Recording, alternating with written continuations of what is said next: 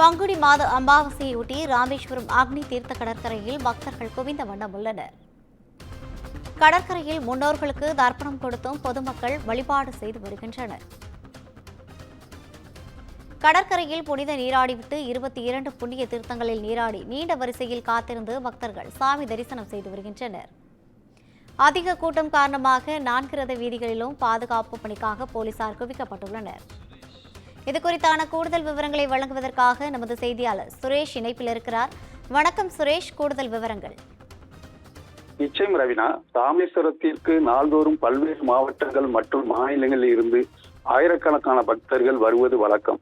இந்த நிலையில் மாதந்தோறும் வருகின்ற அமாவாசை நாட்களில் நம்மோடு வாழ்ந்து மறைந்த முன்னோர்களுக்கு எள்ளு பிண்டம் வைத்து திதி கொடுப்பது மோட்சம் கிட்டும் என்பது ஒரு ஐதீகம் உள்ளது. இதனை அடுத்து இன்று பங்குனி மாத அமாவாசை தினத்தை ஒட்டி அதிகாலை முதல் பல்வேறு மாவட்டம் மற்றும் மாநிலங்களில் இருந்து வந்த பக்தர்கள் அக்னி தீர்த்த கடற்கரையில் புனித நீராடிவிட்டு கோயிலுக்குள் உள்ள 22 புண்ணிய தீர்த்தங்களில் நீராடி நீண்ட வரிசையில் காத்திருந்து சாமி அம்பாளை தரிசனம் செய்து வருகின்றனர். மேலும் கூட்ட நெரிசலை பயன்படுத்தி எந்த ஒரு குற்றச் செயலும் நடைபெறாமல் இருப்பதற்கு 4 ரத வீதிகளிலும் போலீசார் பாதுகாப்பு பணியில் ஈடுபட்டு வருகிறார்கள். ரவினா,